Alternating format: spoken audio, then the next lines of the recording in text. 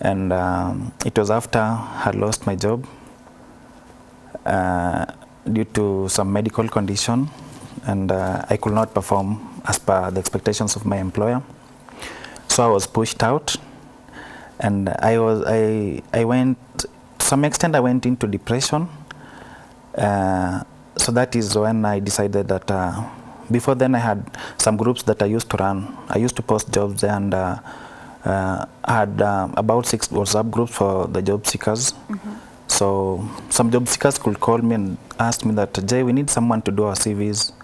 So I used to refer them to another lady who used to do the CVs. But back in my mind, I wasn't happy with the work she was doing. So because formerly I had done HR as a course and had never practiced. So this was the only opportunity I had to practice. So I decided that why not venture into this, why not do the CVs. So I did a poster, my first poster in December 2018, and I shared in the groups. So in the first week, I had no knowledge. Something funny is that I had no knowledge on how to use a computer or a laptop. I had never done that at school. So when I had this opportunity, I used to do it with my phone. Okay. Then I could transfer the data to a laptop, go to the cyber, and have someone at the cyber guide me on how to maybe merge the lines and format the content of the CV. So through that, in the first month and the second month, I was just learning on how to do it, on how to use the laptop. So that's how JCVs came about. And also something to notice that after I lost my job, I really wanted something to do with the HR. I applied for internships. I got rejected. One of my current mentors employed me for 2 weeks. She fired me. So it's all thanks to everyone who rejected me that it brought up JCVs. Right. Yeah. I would like to find out your mental state or space when you decided to just move on. Considering your story, there's a level of rejection that happened, and most people, young people especially, we go to numerous interviews after interviews just trying to just bag a job opportunity, but it doesn't come our way, and then depression kicks in. So what was your mental state? What happened for you to make that shift and decide, you know what, I am going to create a job for me? Now, the first thing after I lost my job, the first thing I did was I contacted my former HR. I told her that I would like just to volunteer for free. Then after I told her that, I gave her that information, she could not pick my calls again. So the second, there was an advert for an intern. They needed fresh graduates. But by then I had 11 years working experience. So I went for the interview. I got invited for the interview. I told them I will volunteer. I was willing to volunteer. And you have 11 years working experience. Okay. So the company also rejected me. They told me that, how will you survive? I told them I'm okay, even though I had no any source of income. I had no any way of getting to work, and it was almost within Wilson Airport. So I will spend around 400 per day to and from work. So after that rejection, I felt the pity that the job seekers feel when they are looking for jobs. So I was in a position now to influence something. I was in a position now to do something for the job seekers, because initially I had the responsibility, because most of the job seekers will call me, the people I don't know, and I will link them to jobs with the HR managers that I didn't know also. So I got that trust from the HR people and also trust from the job seekers. So I saw that if I could get into a full-time employment, I will not serve them well. So I wanted to give back to the community. So the rejection led me to having now enough time to do what I wanted to do now, giving back to the community. So that's how I started this company, and also that's how I really wanted now. I had now the opportunity now to do it full time. Okay. Yeah. All right. Fantastic.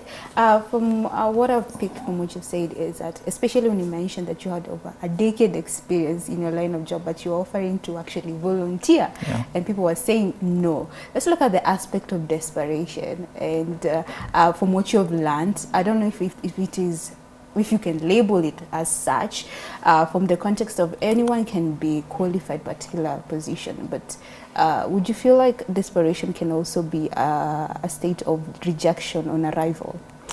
For me, the point I was in, that was desperation. To be honest, that was desperation because now I was working in a totally different line. Yes.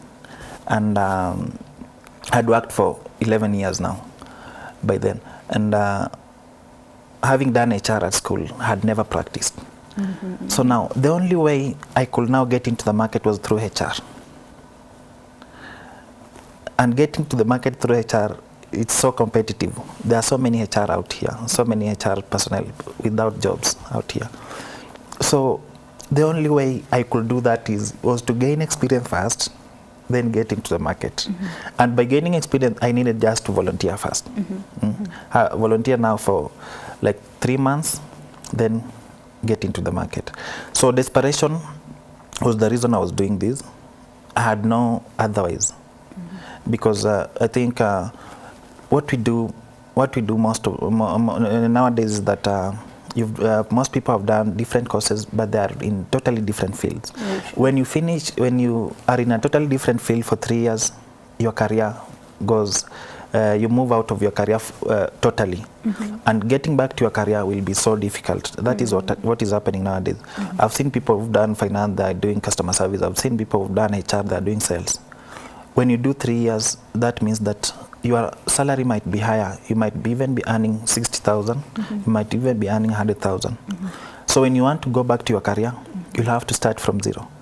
So no one will want to come from 100 to 30,000 or 100 to 20,000. That's very true. So, and is it possible? For instance, if I did law and I found myself into probably sales and marketing, and I feel like in my journey right now, I want to go back to practicing law. So how do you go about that? Like, you have to be humble enough to start. Yeah, you have to be humble enough to start from the lowest point. Okay. So now that is now what we call passion. For me, it was passion now. I had now to leave money for passion. So even when I was starting JCVs, to be honest, I didn't know if I would survive in Nairobi. And per month I could roughly get less than 10,000. Yeah. And my salary the other side was around over 20,000. So the difference, I could not even manage paying bills. So at this point, when you are in a different field, like for me, I was there for 10 years. Coming back to HR, I had to start with internship. So that was the only way out. Either start with internship or go into self-employment. So I opted for the second because I was rejected in the first. All right. Yeah. Yeah. So. All right. When we speak about now, you've decided to get into self-employment. Yeah. You're a sole proprietor now. Who are your first client, and what made you feel like actually this can be a business after all? Now, well, I had several people calling me. Okay. When I did my first group, well, I was working with my employer was Naivas. All right. I used to work with Naivas. So I created the first group. I remember it was in April 2016. Just out of nowhere, I didn't know the role of this group. I just created my first group. So I used to post jobs there. So the first group was filled, and there were more people wanting to come on board. So I decided that we can do a Telegram group.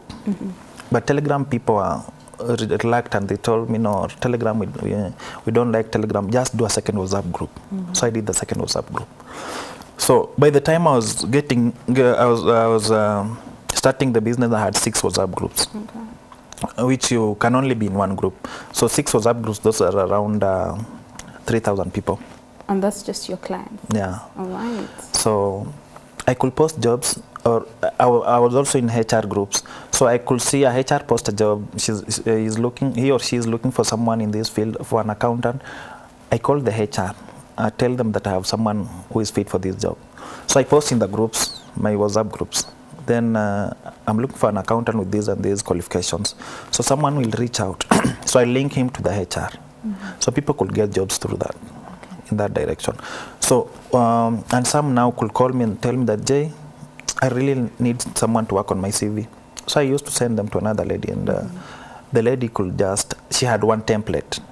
So all CVs had a similar template. So I felt that she was not doing a good job. You know, when the CVs have a similar template and they are in the same group, they'll automatically apply for the same position. If it's an accountant, an accounts assistant position, they'll apply for an accounts assistant position.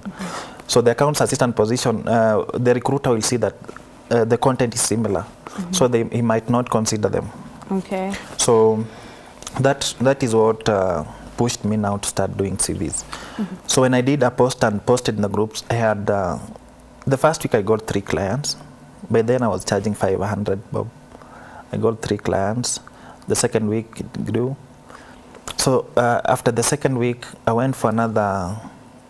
By then I used to go for every forum, every HR forum that was announced, whether it had an entrance fee or not, I could go for the forum. So I really wanted, I was now passionate, I really wanted to get into HR. Now you had, it was all hands in now into the business. Yeah. Speaking about CVs, is it better to position yourself as a generalist, like general, like you don't do a specialization on your CV, or do you go generic? What would be your advice when it comes to resume creation? Now, one thing about resume and CV is that they are the same thing.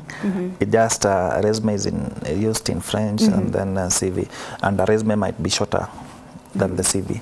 So one thing about the CV is that depending on your career, if you are an accountant, if you are a journalist, if you are a reporter, if that is your field, that is what you want to venture into, have your CV customized to fit that role.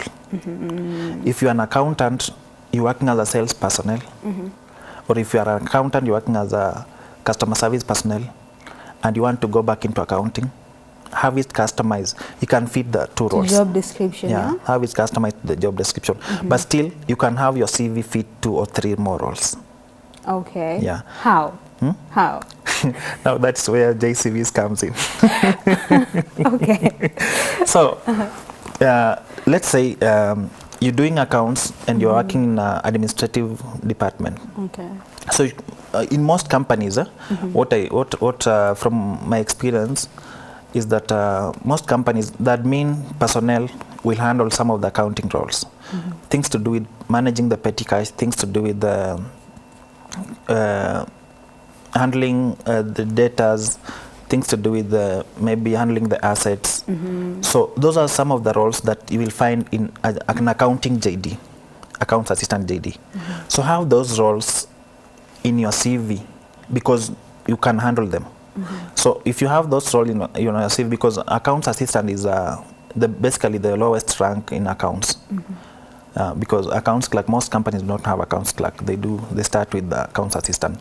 So it's the lowest rank you can start with.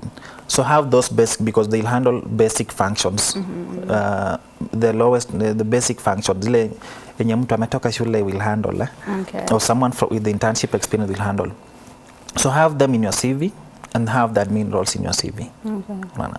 So when you are applying for a job, customize your CV to fit that position. Because I've seen there are roles that are intermerged, and there are roles that are merged. Sorry, there are roles that are merged, like accounts and admin in a one role. So companies are doing that to save on costs. So you find that they are looking for, and a company is looking for an accounts and admin assistant, or a finance and admin assistant. They are merging those roles into one. So when they are merging those roles, it means that you'll be doing the admin work and the accounting work. So most of the work that you're doing will be admin work, but now a little of accounting work. So your CV should match the two. So when you have the two roles, the two positions in your CV, it's advantageous because your scope in applying for jobs will be bigger. Okay. Yeah. All right. So Jay, we have most of us out here, we have a perception about HR in any organization. If you want to HR, energies in different lanes. There's also the aspect of we all humans, and human behavior dictates that there's a possibility that I can discriminate you in regards to where you come from, probably your just your background and the culture that you come from. So let's look at what exactly should I put on my resume and what should I actually leave out. You talked about HR. You know, I think HR are the most important people in any organization. Very true. And I think no organization can thrive without us. And another thing is that on few occasions do we discriminate. What I want people to understand is that most companies do not have HRs. And for smaller companies, the SMEs, you'll find that the director or the managing director or the CEO is the one doing the interviews. Okay. So, and there are companies that where the HR are just act as clerks. So they are given the decision on what someone decides for them on what to do. So what you need to have in your CV is basically your name, telephone number, the email address, then work experience. Then work experience. Basically pale juu hizo details zenye there are details that you are taught in school, things to do with marital status. Is marital status important?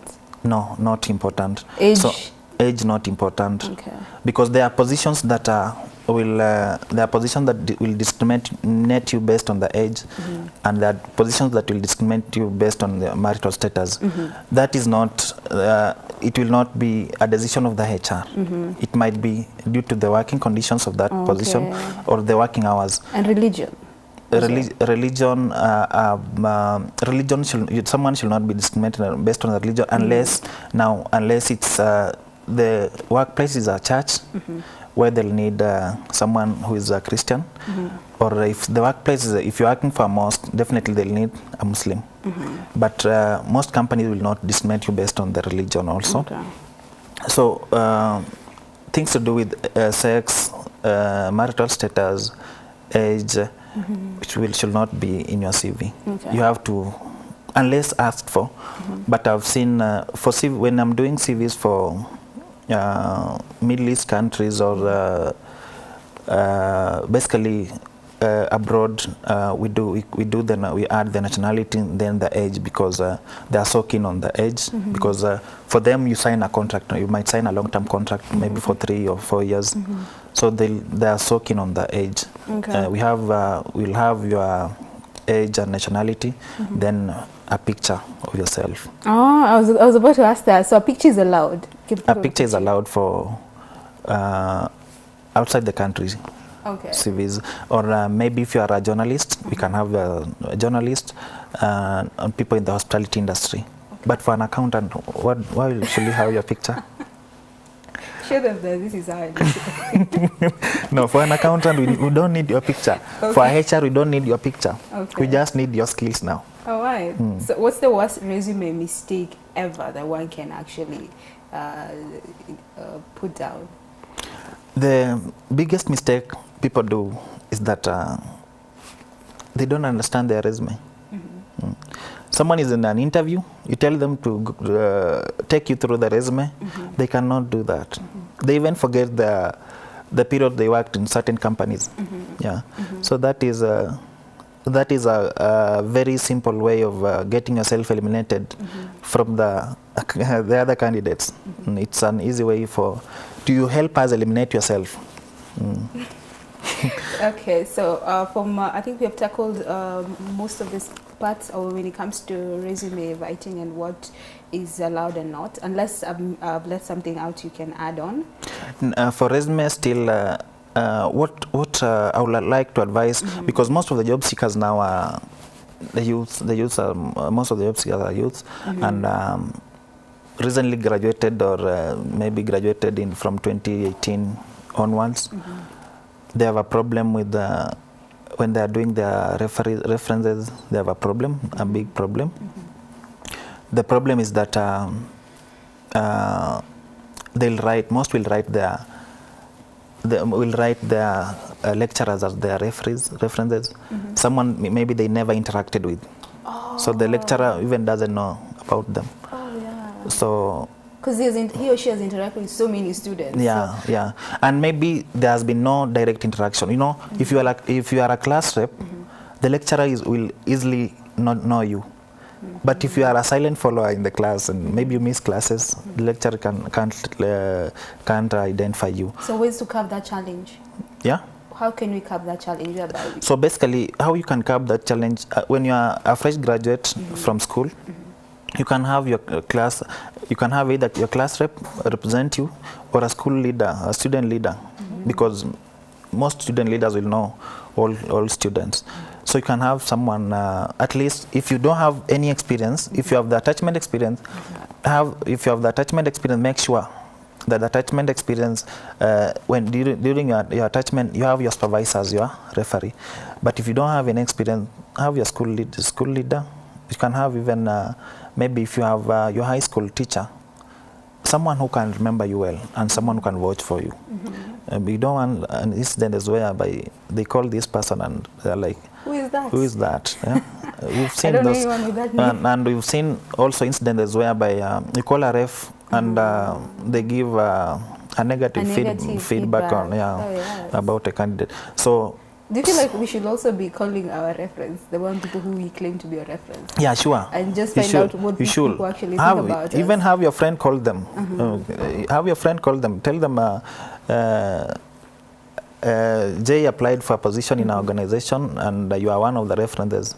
Do you have anything you can talk about him? And then you're there, you're listening. So that you know, your references might be the reason you're not getting anything. I've seen people tell me that. That could be true. I've seen people tell me that, Jay, you know, I've been going for interviews, but I don't get this opportunity. So I always tell them, your CV is not a problem.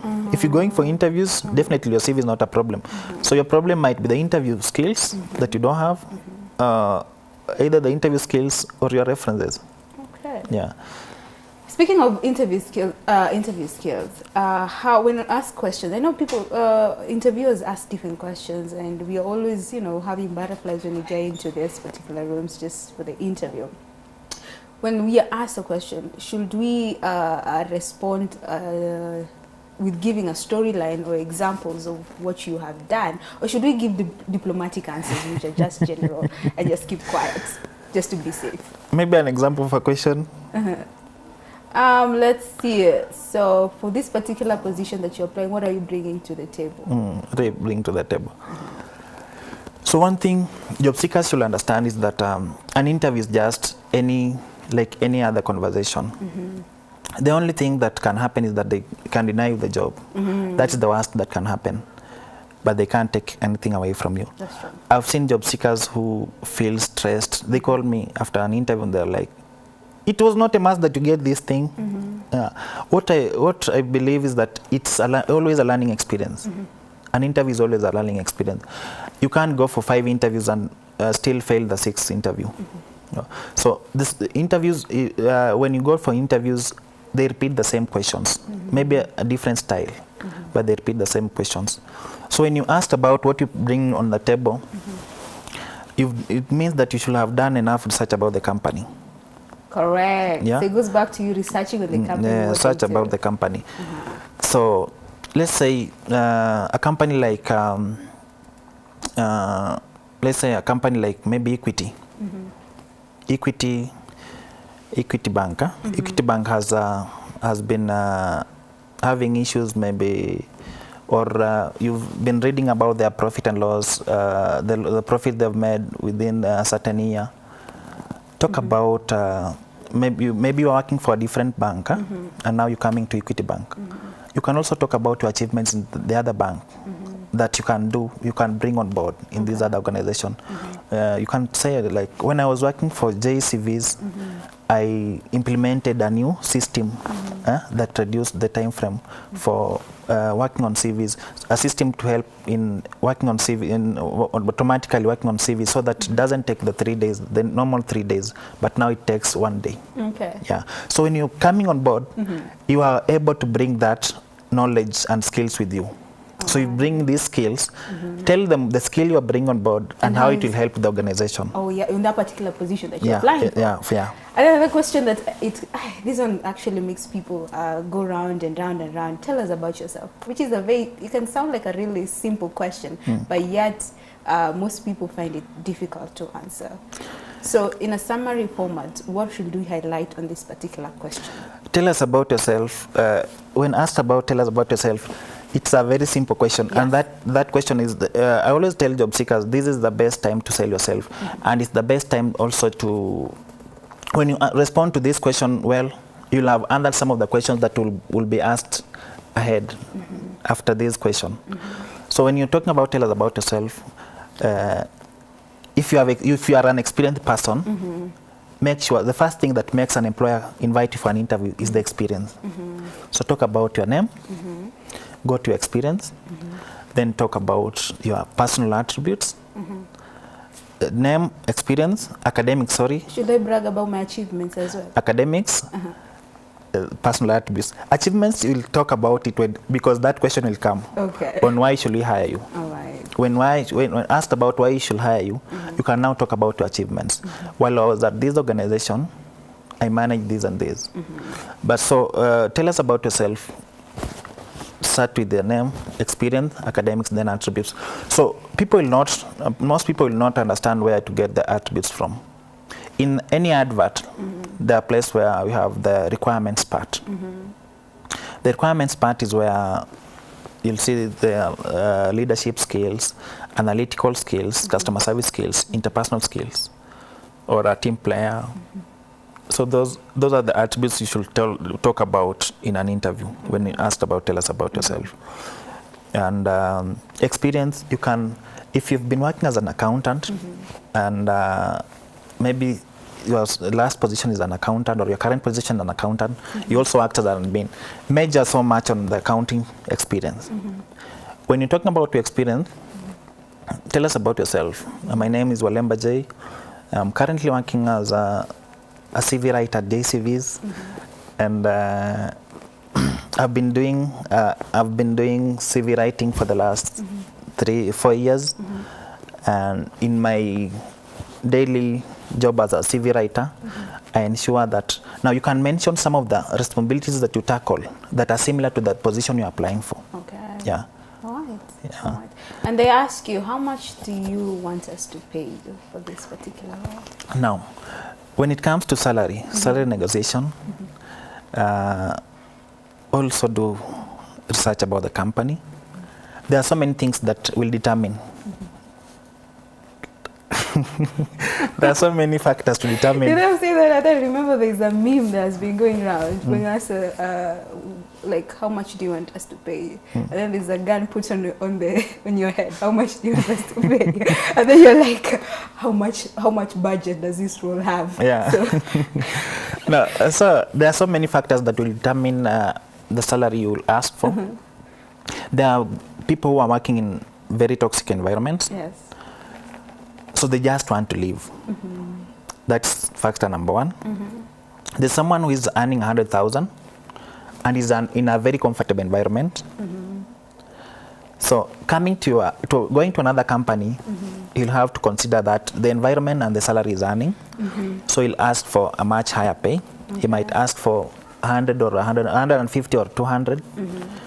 Then the other factor is that how do you know, like, you have not short-changed yourself? Because when you get into the company, now you're working with other people, then you find out that people you're working with, there's the aspect of bonus, there's the aspect of you could have even gotten a higher pay than what you actually suggested or said. No, companies have structures, and if you ask for 50,000 and the company structure is 150, yes, they will still pay you based on that, unless it's an SME. Yeah, because companies with the structures, they'll always pay you as per their salary structure. Yeah. Okay. So about salary, do enough research about the position in the industry. Let's say if it's in the banking industry, you can just, when you go online, there's a site called Glassdoor. Glassdoor, you ask for, you Google like bank teller salaries in Kenya. It will give you options or a range. Okay. So you can work based on that. Accountant salaries in Kenya, you can work on that. But I've seen industries, and there are industries that are poorly paying positions like accountants, because to be honest, as a recruiter and a CV writer, we have so many accountants and HR professionals. So many, the market is flooded. So the salary is so poor. Okay. So it boils down to, on a personal level, do your research and about the company, and just find out more about... do your research about the company, basically the industry. Okay. If it's, let's say, the manufacturing industry, how much is our company is paying in the manufacturing industry. So, but I've also talked about the company culture. Yes. The company culture is something that is, you know, there are people who get into companies and they realize that they missed big time. The culture does not, they cannot thrive in that culture. They cannot, whereby you used to work from 8 to 5, you get into a company that's working from 8 to 8 in the evening. So it becomes tricky for you. So this person cannot survive here. Okay. Or there are people who will look at, there are job seekers who will look at, they are seeking for jobs and they are like, I don't want a job where I can work over the weekend. I don't want a job where I can work on Saturdays. You know, Saturday is a working day. As per the labor law, Saturday is a working day. But most job seekers will tell you that I don't want a job where I don't want to work. Yeah. So. All right. As we wind up, take us through the right attitude when you know, seeking for a job, and also how to just market oneself in regards to different industry that one is in. So, for example, yesterday I was in another forum, and I'm in another forum, and I saw a job seeker talk about, I'm not a HR, I've done this and this course. So give me a job. So that is not the right attitude to approach any job, any employer. So when you are marketing yourself, consider yourself, consider your career. Consider, the first thing is to consider your career. Am I currently working? If I'm working, yes. Am I in my career? Am I passionate about what I'm doing? You've done accounting, you are in a sales industry. Currently, if you are in a sales industry, that means that before you get into accounts, it will take you some time. Yeah. So if you get an opportunity maybe to volunteer as an accountant in an organization, why not take it up? Yeah, I know it's hard. You've been earning money, but it's hard to volunteer, just to volunteer without pay. But that is the best thing you can do for yourself. Okay. The best thing you can do for yourself, have the 3 months, volunteer for the 3 months. Then after the 3 months, you can, the company you are volunteering in might give you a permanent job. And it also builds a profile. Yeah, it also builds a profile. So, Jay, where can people find you on probably on your website or social media accounts, or how they can reach out to you just to keep this conversation going if they have any other further questions? Yeah, I have an office at Maendeleo House, just opposite my Anniversary Towers. Then I'm on LinkedIn. Walemba J. I'm on Facebook, Walemba J. I'm on Instagram at JCVs or Walemba. Then my website is www.jcvs.co.ke, or you can drop us an email, info@jcvs.co.ke. Thank you very much, Jay, for creating time to be with us. So taking us through a couple of handles and mistakes that we should actually avoid when we're seeking for a job opportunity. Anytime. All right, thank you very much. So that is Walemba Jay, who is the CEO and founder of JCVs. We are looking at job hunting mistakes that you and I can actually avoid. At Y254 channel is where you can find us across all our social media handles. My name is Michelle Ashira, and you can follow me across all my social at Michelle Ashira. We'll be right back. So much right here on Why in the Morning.